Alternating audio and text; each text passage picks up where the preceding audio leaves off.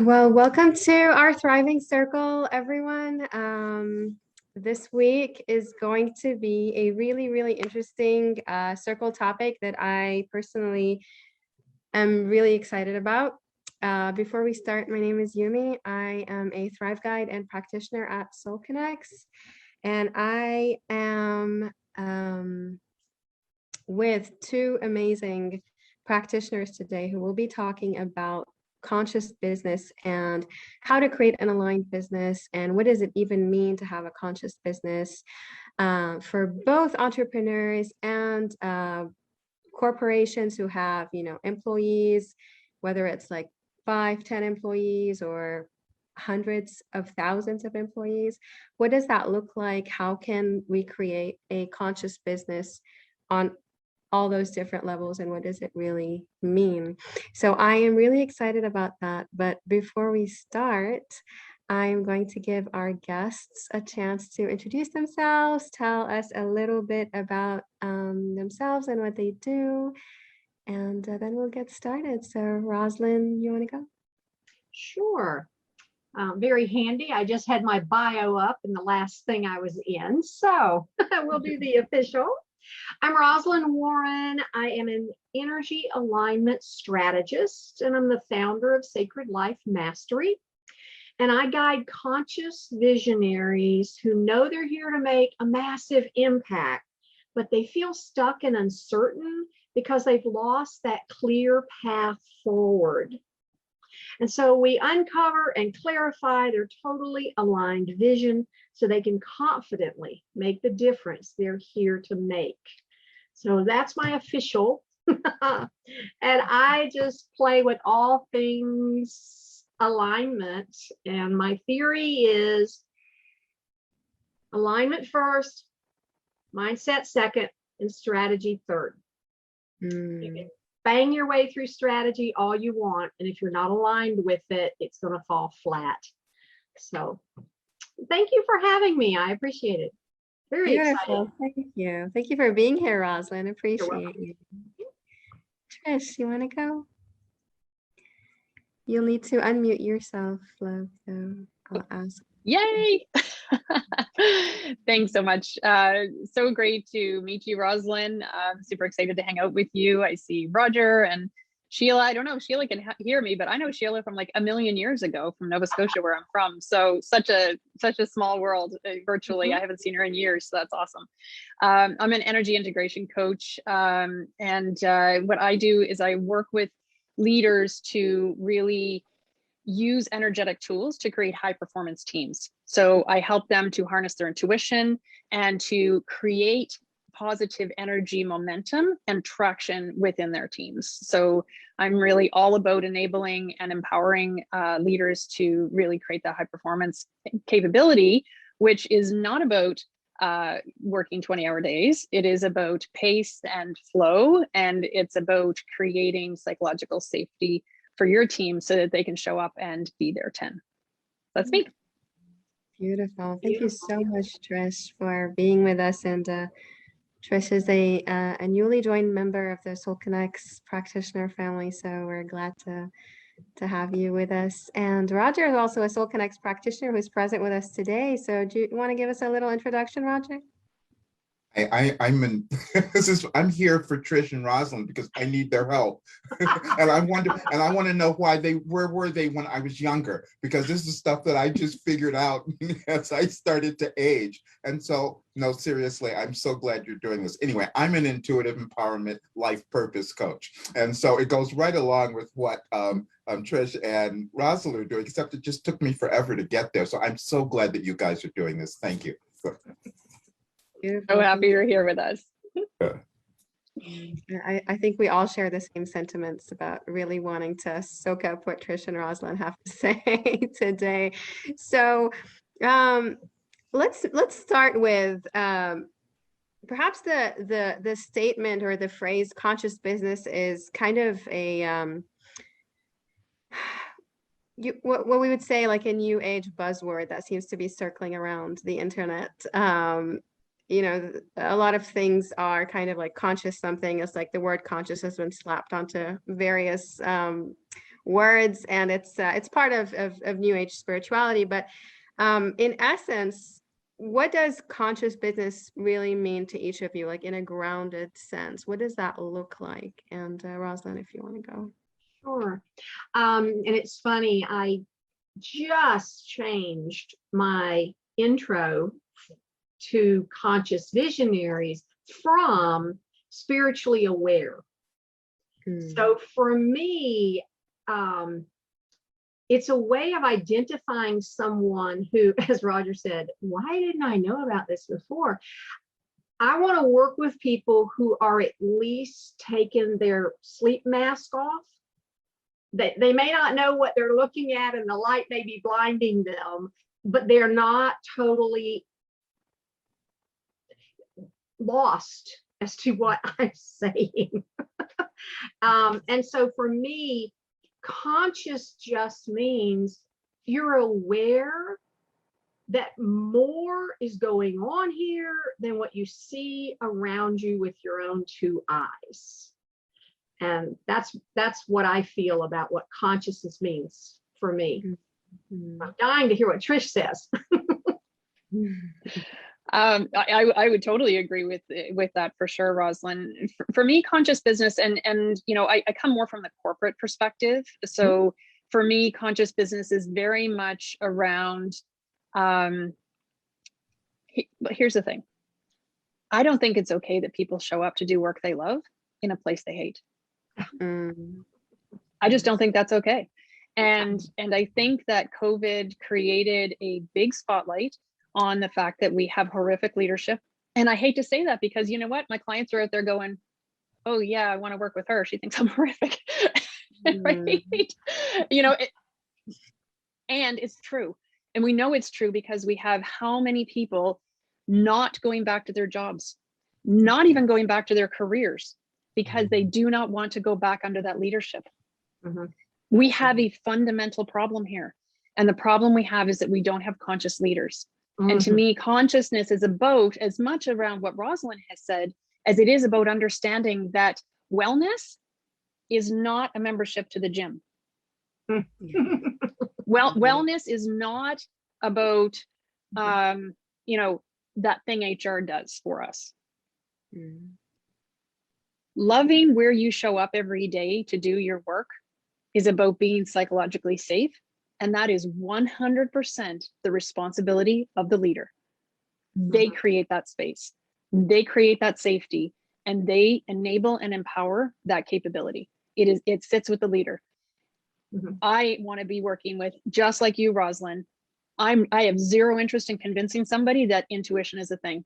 I have zero interest in convincing somebody that you can create massive traction and momentum by creating positive energy. What I am interested in is exactly what you're interested in, which is those leaders like Roger who are going, there has to be a different way. And honestly, what I'm looking for are leaders who care more about their team than they do about their own ego. Right? That for me is conscious business. That's beautiful. Thank you. Thank you for sharing. So as that's a beautiful definition that each of you gave, and very, very enlightening, and it also raises a lot of questions. So how does one go about, let's say if we start from the basic level, the person who has a passion. So Roger, we're going to keep using you as an example. So for example, like Roger, who has a passion to like create his own business and to really start from like the basic level upwards. What does that look like? How does one step into that place to create the sparks and the beginnings of an aligned business? What does that look like? Go ahead, Trish. Or Trish. I totally thought you were going first, Rosalind. It's all good. It's all good. We're going with the flow here. We'll just ride that energy wave. So what is it to create the sparks to aligned business? I mean, for me, it's about wanting other people's success more than my own. Like, so whether that's my client, whether that's people who report to me, whether it's other people that I work with in a peer capacity, whether it's other entrepreneurs, you know, like even Rosalind and I, right? Like I love, first of all, I love that Rosalind is an energy alignment practitioner, right? I'm an energy integration coach. I didn't get the sense when I found out Rosalind was going to be on this call, I didn't go immediately to go check out her website and find out how she's my competition. Yeah, right. Right? Mhm. I was like, this is going to be cool. I can't wait to hear what she has to say. I can't wait to find out how I can support her. You know, and that, so that coming from that servant leadership place Mhm. is to me, and I don't know that I'm answering your question that you're really after, Yumi, but to me, you know, the sparks and the alignment and all that stuff starts to happen when you genuinely come from that place of servant, you know, being in service to others, right? Wanting their success and working towards that place. That for me is the spark. So, you know, as people move into conscious business, every time, the more they can embed that mentality of just wanting to see other people be successful, I think the more conscious they will become. So that's my quick and dirty on that. I want to say I'm going to answer something for both Rosalind and Trish, because I can probably answer it better than they can. because they just come to it because it's natural for them. They just know that this is what they're meant to do. And most of us are not accepting that. And what they're doing is guiding people to accepting what they're here to do. And it's always right there in front of us, and we don't. I wrote this morning, okay? This is what I wrote, because I do this every day. And I wrote, now it's time to believe what you see in the mirror.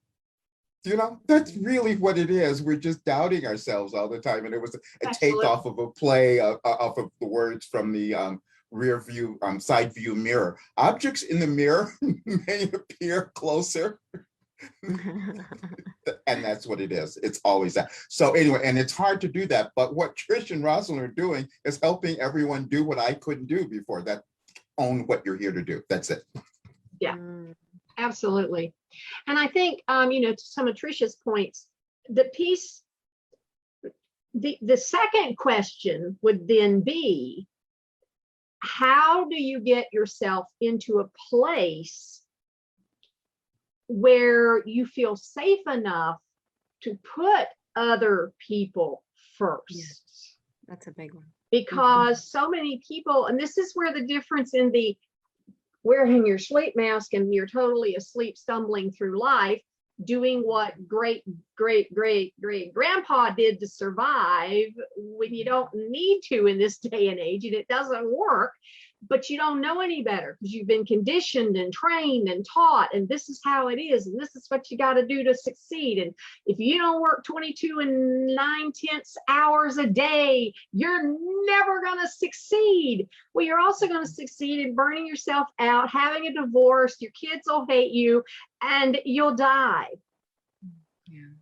Not a good choice in all reality. So something, and Roger, I'm going to ask you before we're done what yours was.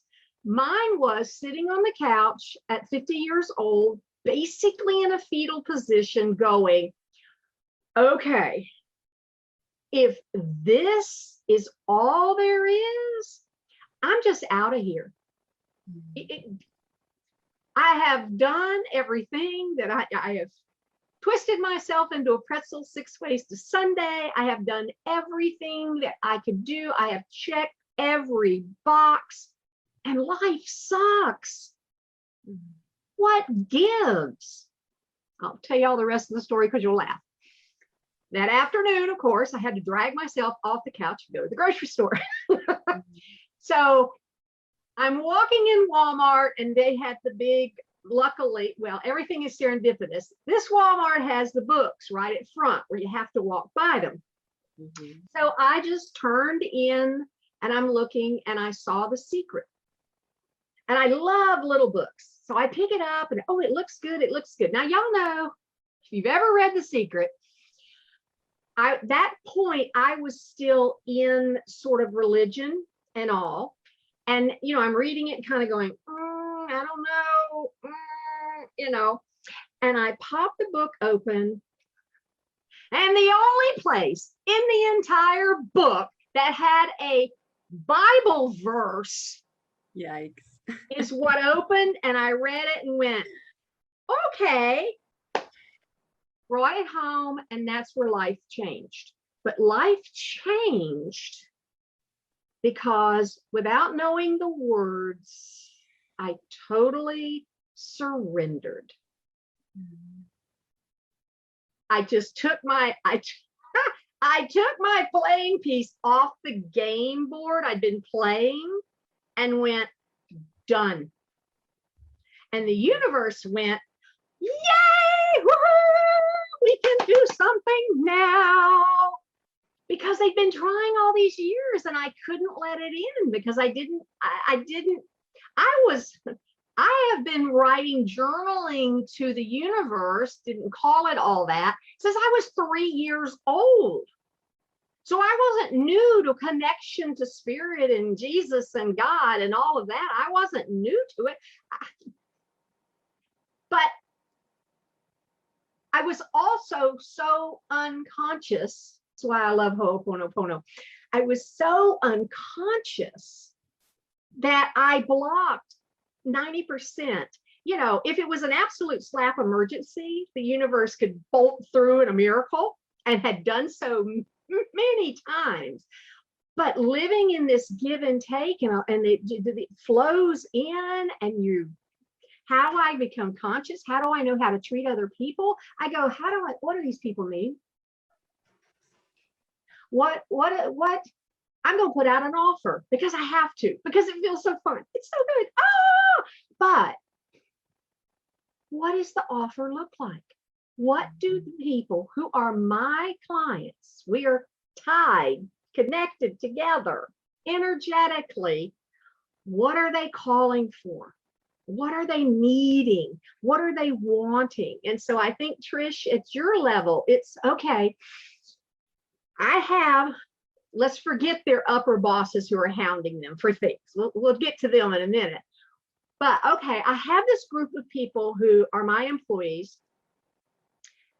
We are obviously in a connection, or we wouldn't both be working here. Mm.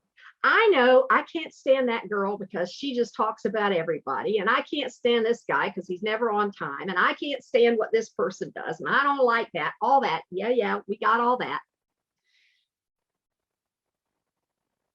They're here in my world so that we both can grow.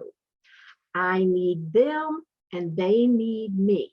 Now, I happen to have this position of where I can make their life stink, or I can figure out what it is they really need to be, Roger, the best they can be. What are they needing? And as I'm sure Trish tells all her bosses, if you will meet that core need of an employee, they will produce for you like no tomorrow. You keep going the way you're going, and your productivity will go down and down and down, no matter how many gym memberships you give them, because they're so miserable, they're not even gonna go to the gym. So that's my story. Sorry. My little answer. That was beautiful. And I just want to really quickly say that, interestingly, the spark of me moving into, this whole, I was in oil and gas and very corporate, and moved into something totally different. It was The Secret as well. Mm-hmm. So. Yeah. And Roger, just so you know, that's only been 16 years ago. So it's like, especially those of us that we've been around the block a couple times. I think it's fun. I was just thinking about this yesterday. How farther along young people are today, and they don't have what we grew up with, and all of our programming and training, and how you're supposed to be in life and who you're supposed to be and all of that. And I just want to say to all of you young folks, you can go like this to people like Roger and I and Trish, because we're the ones that brought what you have about. Because I was the mom who was at home with 2 kids. I had no outlets. I realize now I was just bored out of my mind. But I had no outlet. I had no way of going and getting a job and going to work and expanding my life. And I'm like, oh, there's got to be a way that I can make money and feed my entrepreneurial spirit and take care of my family. And la, the internet was born. So you're welcome. Thank you for that beautiful share, Rosalind. And from both your shares, what I really keep hearing is, the new concept, or the invitation to really embrace the concept of collaboration versus competition, because there's nothing anyone can take from anyone, because the universe is infinite, and to really land in that belief of like infinity and abundance, and it's you can't finish infinity, so what are we afraid of? Trish, you wanted to say something. Oh, I was just gonna laugh at when Rosalind said, and there we have the internet. Well, I launched the first ISP in Canada. There you have it. See? I was honest. I am not joking. We used to do this thing called Welcome to the Internet, or Introduction to the Internet, like every Wednesday or something. And we would try to convince people email would be a good idea someday, and they thought we were crazy. Wow. Not joking. Yeah. Oh, it's just Life fun. proof. Yeah. But Yumi, to your point, it takes a minute for someone as they begin to wake up to what we all know and take for granted, that there really is infinite resources. And there really is no competition, especially because I don't work in the corporate. I was in corporate at one point but it was a corporate job where I work from home. So I've never gotten in. Yeah, I didn't want to. But even knowing nothing, I knew I didn't want to do that. But we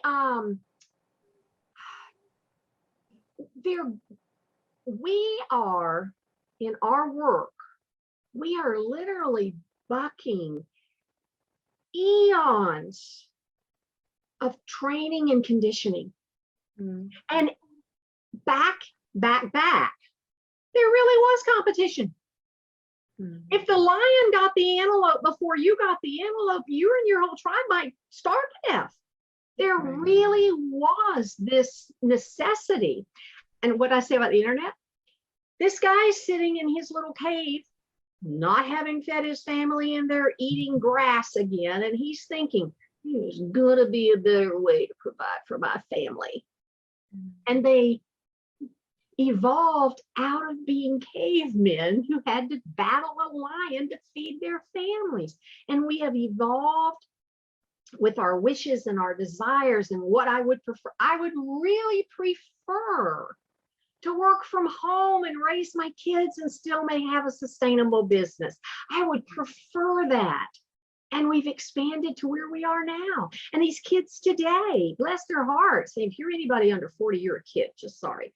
And just saying, they're preferring things as well.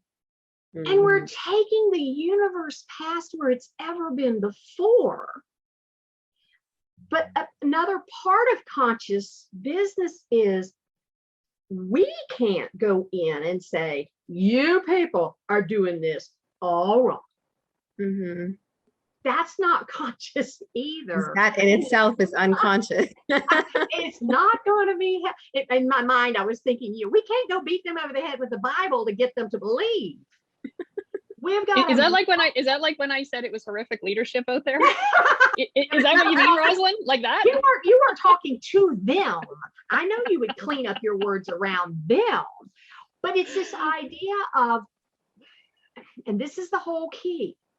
We can't be concerned about what that corporation is doing, what that corporation is doing, what that corporation is doing, how unwoke they are, and how all the judgment. Mhm. Mhm. We simply have to model it in our business first. Mhm. And then we can make conscious decisions. I am choosing not to flow my money over to XYZ. I Mhm. think there's a better way to do business than the way XYZ does it. So I'm not going to flow my money over there. And at this point, because they're so asleep, what is the number one consciousness facilitator for them? They lose profits. Mhm. And then they're going to look around going, why are we losing money? We're doing the same thing we've been doing for 30 years. Why are we now suddenly losing money? And then Trish, what happens? I don't, they start laying people off. They start making poor decisions. They stop training. They stop investing in their employees. Like, these are all the decisions they make when they stop making profits. And then it becomes a downward spiral. And eventually they look around and go, wait, I'm here. They kind of see this tent pitched over here as the lemmings are running by, falling off. And they go, what is that? And it's Trish's business. And they go, Trish, what are you doing differently? Why are the businesses you're working with moving up in points on the S&P? Why, what? And then you've got your opportunity. So it becomes a wake-up call at some point where, just like for each of us personally, the pain gets to the place where we go, It's Eckhart Tolle that says pain is the number one consciousness facilitator. Unfortunately, but it's, well, and y'all know what it really is. Spirit has whispered and talked and yelled and now has had to resort to hitting them upside the head with a stick. A slap on the face. What's that old saying from AA? It takes what it takes. Mm-hmm. And it takes some people way less than other people. And I think in the level that, like Trish is talking here with the corporations, that how to be corporate is such an ingrained thing. And I bow to you. I am not called to take that on. I'm gonna put it that way. So totally bless you. Yes, I totally hear you, Rosalind, and I agree. And I'm actually super curious to know from Trish, what does that look like to you? Like, what does the new corporate model, what are we like birthing in this business space? Mm-hmm. Oh my gosh, I love talking about this because this is what I live, right? So here's what happened. Way back in the day when I did launch that ISP, I mean, with a company, that was my first exposure to a high performance team. And I had no idea that every company didn't work like that, right? Like, literally, I would go home most days with pains in my stomach because I was laughing so hard, right? So, like, seriously, like, we had so much fun. I learned so much from people. Everybody was there to support everybody else to be their best. It was phenomenal. I can still feel it today, right? I can still feel it. And so when I went off to work with other companies and I was like, what is going on here? So then I decided, okay, well, this isn't working. So to your story, Rosalind, I have a mirror story. However, I was very, very blessed that my wake up call came very early. So I was, I don't know, young in 2000, whenever that was. And I was working for a global learning company, and I had just been promoted to director, very, very young. So, I was very, very fortunate, but I was a type A personality, get it done, kind of leader. Right. And now what had happened was I had a friend of mine call me. Hey, Catherine, if you ever see this, hi, thanks. Who called me from the UK. I was in Fredericton at the time. And she said, Trish, I love you. She said, but this is the moment you have a choice to make. You are taking on a global team. You are taking on a team, period. And you get to choose how you're going to show up as a leader. And she shared one quote with me that is still my primary quote for how I lead, which is by Dennis Waitley. And it says, true power comes from empowering others. True power comes from empowering others. And what I did, and that was the first high performance team I created. I've created 6 since that time. Interestingly enough, I did a presentation with CIOs a few years ago, and I asked the question, how many of you have been a part of a high performance team? One person put up their hand. They hadn't even led it. They'd only been part of one. So I was like, whoa, okay. So let me describe to you, Yumi, what it looks like, this thing we're birthing, okay? I show up every day loving what I do, who I do it with.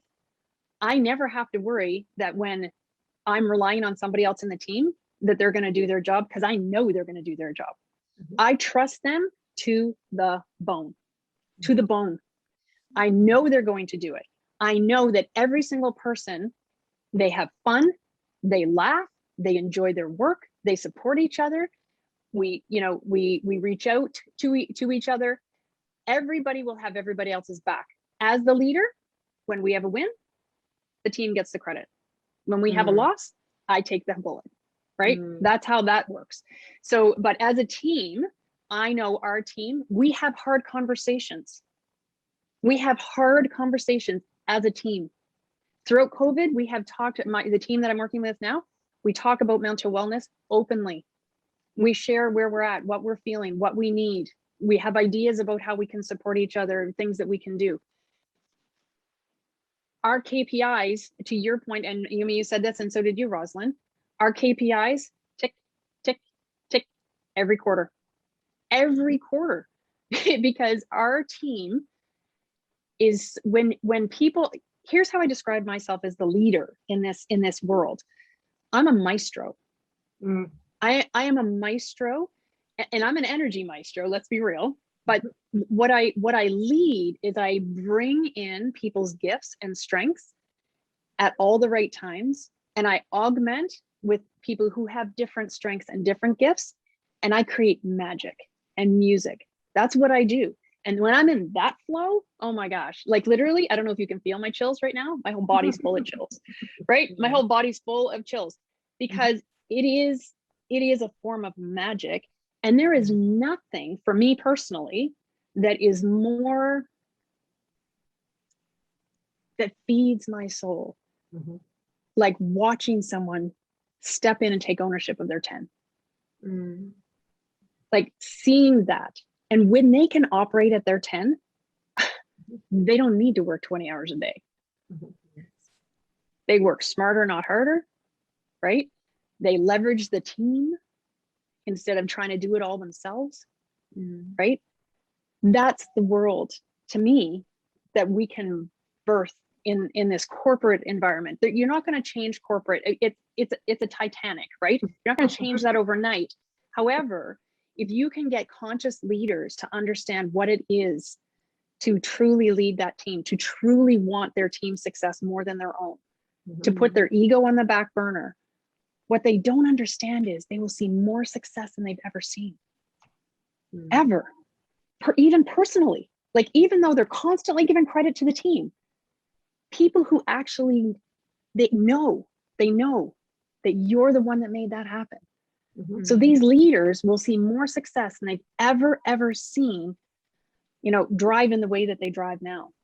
They don't understand. Once they understand, and they feel how good it feels to make other people love to show up every day to do their job, there's no stopping that. I mean, Rosalind, that's your alignment thing. Like that kind of alignment, you cannot stop that momentum. That I have literally seen, and I am not joking, literally seen a wave of positive momentum that we have created with this kind of leadership style that is so big. I have seen toxic people leave an organization by choice because they just can't stand being there, right? Yeah. They want to be miserable, fair enough, no problem, but they can't stand being in that much happy. So it's a vibration, right? They can't exist in it. Yeah. Go ahead. I gotta say something.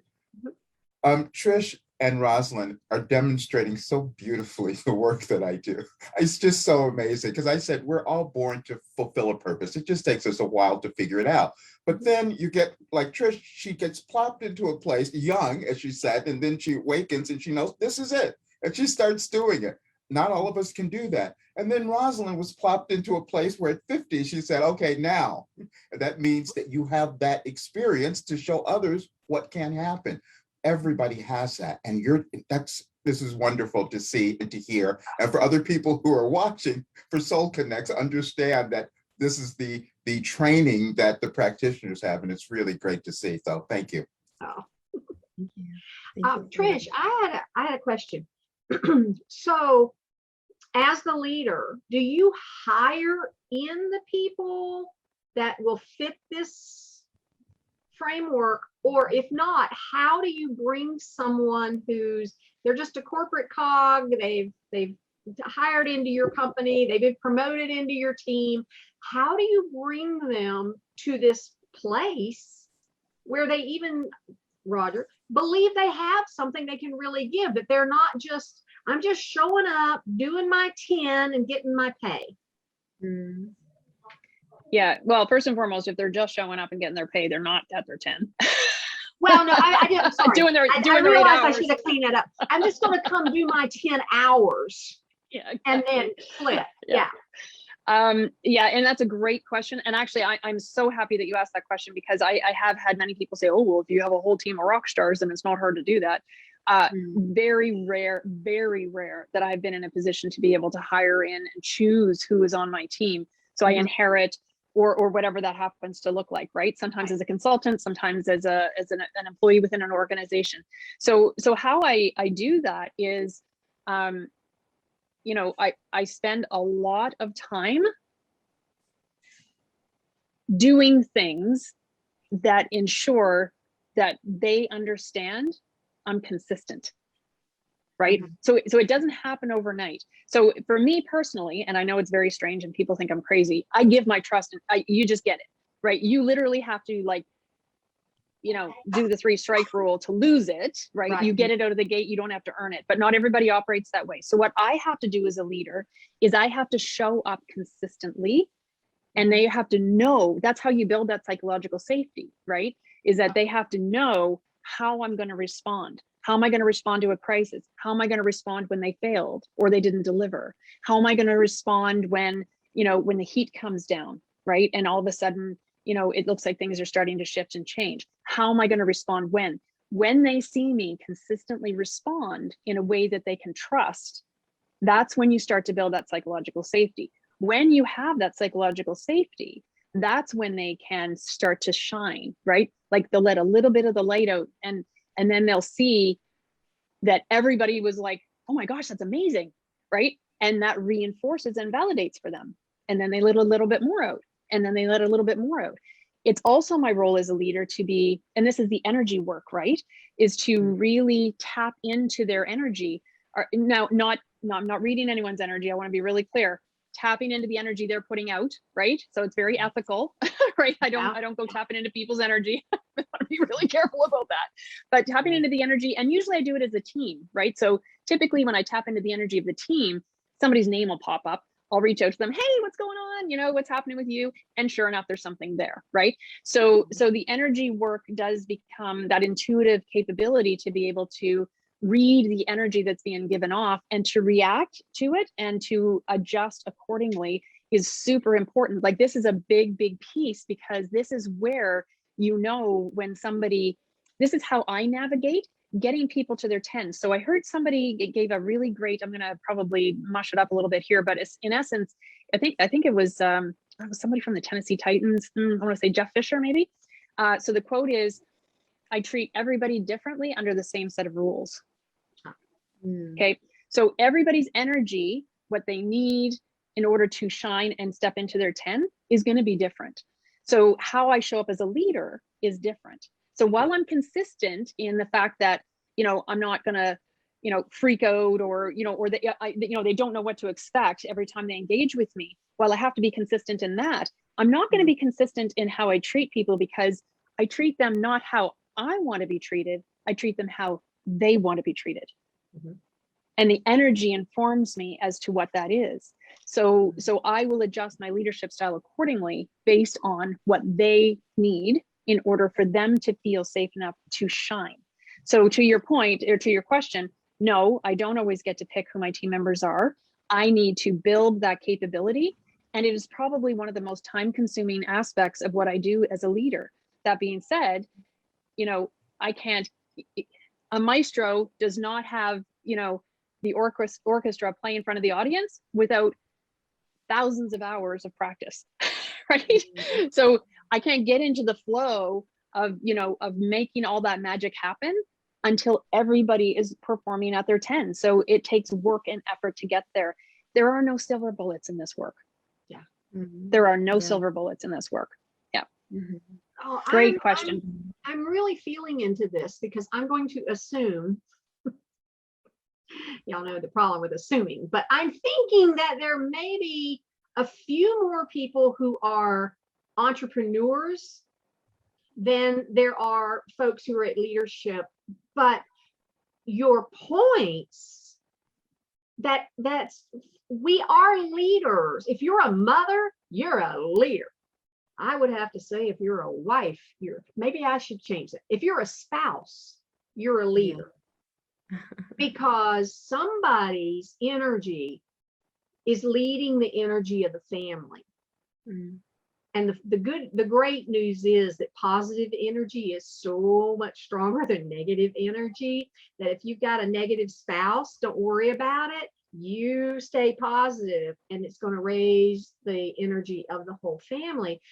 But have you written a book, Trish, yet with all this in it? Well, no.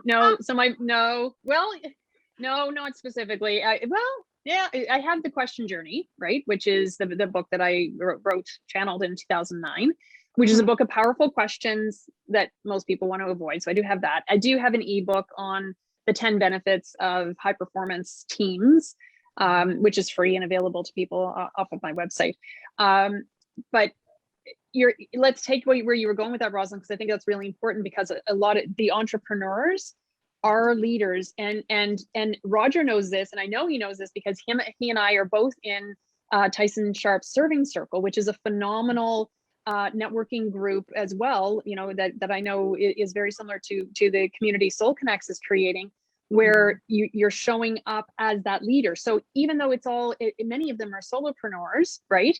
They're showing up supporting other people, right? So they're spending more time supporting other people's success, connecting other people, than they are focused on promoting their offering, right? Building relationship, understanding what people do, having one-on-ones, you know, really learning about those other people. So it's the same practice. It's just that it's not applied to a team that reports to you. It's applied to the team that will become your community as you build your business, right? Soul Connects is a perfect example of how this is done. So there's, you know, it does apply to entrepreneur, it does apply to family, it does apply to community, right? How many people did we see show up doing amazing, creative, like just COVID blew my mind with the amazing leadership that we saw from people that had no title in communities that were just phenomenal. I mean, I can't even think of the stories off the top of my head, but at the time I saw them, I was like, wow, that is beautiful, right? Like that is just so beautiful that people show up that way in whatever capacity is. So you're 100% right. Leaders are everywhere. Everybody can be a leader in whatever capacity they want to be. Absolutely, they can. Yeah. And I was So thinking too is, go on. for those of us who are like in the coaching field and the training, any of that,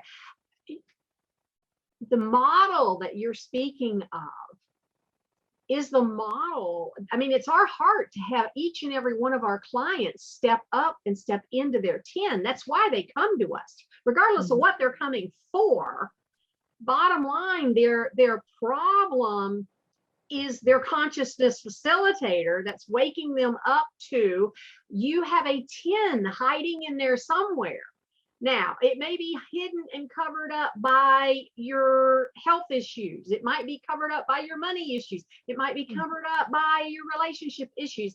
But it's the 10 in you, your innate magnificence that is trying to break out of the chrysalis that's causing the pain. Now, they don't understand that. We have to use all their words. And, yes, in 4 to 6 months, you can lose 30 pounds if you come work with me because I will help you, blah, blah, blah, whatever, our wording is. But if we have that innate understanding that you're giving us flowing, that what am I really doing here? Am I really listening to this person complain about one more thing? No, I am holding the space for them to be a 10. I know they're a 10. I know they can be a 10. And when we get so wrapped up sometimes, I just need a client. I just need a client. Not really. Love the ones you've got. Let them become 10s. Let them bloom. And the universe will send you more people to bloom. Now, the universe gave you 8 clients or 5 clients or 1 client. And you're spending more time trying to find more than you are loving on the one that you were given. I don't know, the universe goes, I don't know, maybe we better not send them any more clients till they get, they're just not kind of fulfilling their job there. What did you call those leaders? I can't remember the words you used. Oh yeah, yeah. Well, yeah, but that wouldn't necessarily be a horrific leader. We do have horrific leaders out there, right? So that's not everybody. Those are the people that, people literally wake. I know people who wake up in the morning and they cry at the idea of having to go to work. Yeah. That's what I So classify as a actually, horrific leader. Yeah, Go ahead, Trish, Jenny. that leads beautifully into a question that I had like swimming in my mind. So we have kind of spoken from and we'll close out with that question after getting your perspectives. But so we've spoken into the perspective of conscious business from like a leader or yes, as you said, we're all leaders, but from someone who manages teams, let's say, and then also from the perspective of an entrepreneur who is still starting out and trying to create his or her own business.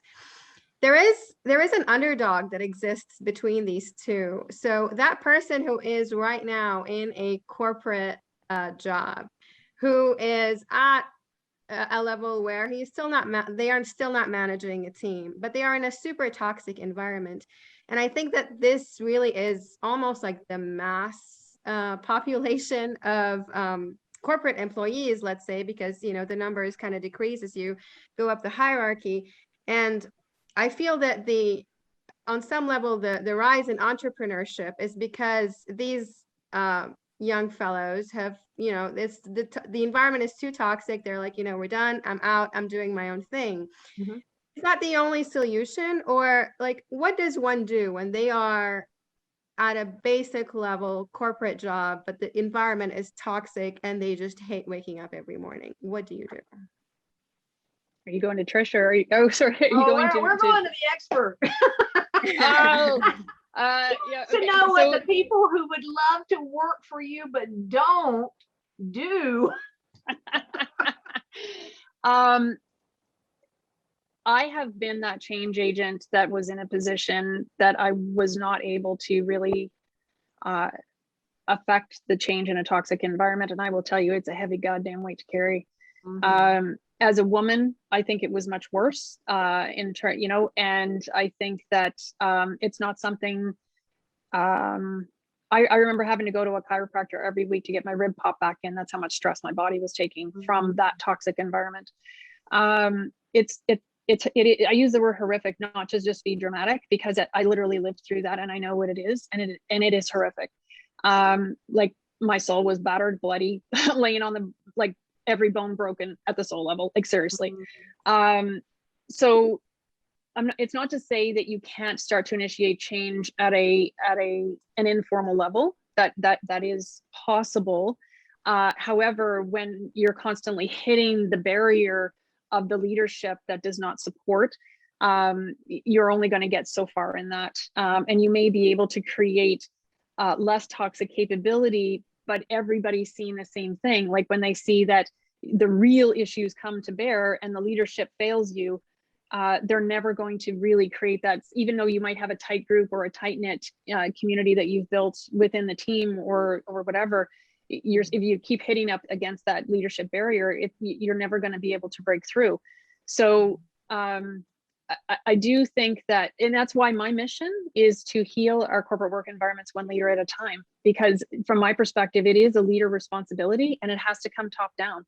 Now, I'm not really aiming for CEOs, to be honest with you. I'm really aiming at directors and senior management type levels, because that's where you're going to get the most impact, right? The majority of the individual employees are not reporting to the CEO, right? So you're going to have directors and people who have 20, 30, 50 people who report up into them. And if they can create that space for their leaders and their leaders create the same space for their employees, then the ripple effect starts to happen. I do fundamentally believe it has to happen at that leadership level. And I don't recommend it to say, and I'm not saying that it can't happen, that you can't initiate change at an informal level. You absolutely can. And it's a heavy weight to carry. It's a very heavy weight to carry.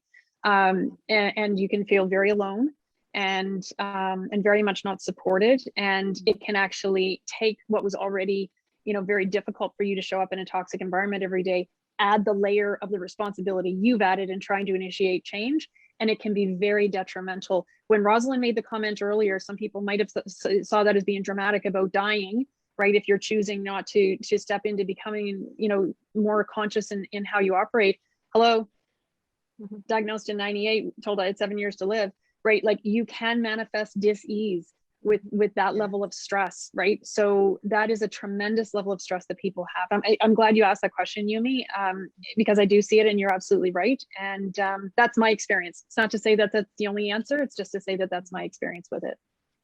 No, I agree. And just to reflect back to you, I was in corporate for about 10 years and I had one of my kidneys stop working. So it does kill you. It does absolutely kill you. I agree. Rosalind, do you want to step in and speak into that? Yeah, I think it's, as you've said, many people have already made the choice, but also from an energetic perspective, if you're in that much pain, it's the universe getting your attention. It is giving you the opportunity, because there's a lot of good things about being corporate. You got somewhere to go in the morning and you get a paycheck and you have health insurance and you might even have a gym membership. So there's things that go along with that type of job that, and you might enjoy, well, not so much enjoy, but you at least, that's your friends, because you don't have time to make friends anywhere else. You're so sucked into the work you do. So perhaps if you could look at it as, whoa, okay, I'm miserable. Am I going to do anything about it? And we're not at all saying, so go in tomorrow and put in your pink slip. No, you need to make some plans. And you also don't want to make decisions about the next step in your life from fear. Yes. So it's not a kind of a thing, but allow it, because I promise you, you are waking up. You're waking up to the possibility that there's something else out there. Because if you were in the place you were supposed to be, where your heart calling is, you would have someone like Trish as your leader. You would be in a position where you were not miserable. And it feels kind of odd that, well, then how? That means that, I don't know, 800,000 Americans are in the wrong, or working people are in the wrong place? Probably. You think about it, how many of us went into our professions because our parents told us it was a good idea? Yes. And Or because what society we in really general. had in our heart to do, you can't make any Yeah. money doing that. You get yourself right over there to school and you do, and you go get you a job where you can, pay our parents, bless their hearts, they loved us. You're going to go get a job in that corporation, and 40 years from now, you're getting a gold watch and a pension. That really only lasted, what was that? A 30, 40 year span? And that plan went poof. So we never had it before, and we're not having it now, and we're not having it in the future. So yeah, there's that many people who are, they're off their path to being the magnificent person they're here to be. And they're being brought to the recognition that I think there's something more. And sadly, as humans, we're just like frogs. You put frog in a pan of water and you turn the water on low, and that frog will sit there until it boils to death. Yes. Because it just gets used to it. It tolerates. It's a little bit warm in here. Well, it's okay. It tolerates it, tolerates it, tolerates it. And that's what we've been trained to do. You got a good job. Don't tell your mother you're thinking about quitting. You have a good job. What's wrong with you? Just suck it up. Because they don't understand. They're coming from a whole different mindset. But when you're the one in the position and the universe is getting your attention, we vote, listen. Listen and see what'll open up for you. It's beautiful. Thank you, Rosalind. That was beautiful. And as you were talking about tolerance, just real quick, there's a tolerance and there's a futility that we sometimes feel, especially when we are like at a basic level. You think like, well, what's the point? I'm like one of, however many. But it's, realizing that it's not about the however many, it's about when you make change inside, and it's like, you're either going to be like sent out in a trajectory somewhere else, or there's going to be a ripple effect that's going to happen. But it's just, it all starts inside, and it feels, as we become conscious, then our business becomes conscious, our relationships it's just like you said, we're waking up. And when you wake up, you don't just wake up, about your job or your career, but you wake up to like your existence, like, holy God, well, I didn't know this. Like, I didn't know, like, I have the freaking universe inside me. I was like sitting here wallowing about, this thing. And so, yeah, thank you. Sorry, Roger, you wanted to go. I've got to go, but I want to say one thing. Rosalind and Trish are talking about something that you all will understand. We come to the place where we understand that we all have this purpose here. Sometimes we need coaches to help us come to understand that. And that's what they're saying. We all have it, but we sometimes need this help. And when you've lived it, that's why they're so passionate. Because once you know how important it is to find that mission, that passion that you have, you just go for it. And that's where things change. So great. Thank you guys so much. I'll see you soon. Always great to see you, Roger. Thank you. Joining us, Roger. And then we're 2 minutes over, and I really want to honor everybody's time and the energy and that everyone has committed. And so I really, really, really, from the bottom of my heart, want to thank Rosalind and Trish for such an enriching and just a really juicy circle today. I've thoroughly enjoyed it, and both of you have such just magnificent, brilliant energy and so much to bring into the world. And thank you for being the sparks that are initiating, this new reality, this new way of being that we are stepping into, and for being the way showers. So it was an honor being with each of you, truly. Thank you. Thank you, Yumi. So great to be with you, Rosalind. And thanks for everyone who's listening. Yes. Absolutely. Thank you, everyone. And thank you for everyone who has been on the Zoom call, and for everyone who's joined us on Facebook Live. You can connect on soulconnects.com for more information about any of our practitioners, and also on our Facebook page to see the replay for this call. And next week, we're actually going to be talking about conscious relationships. So another juicy topic.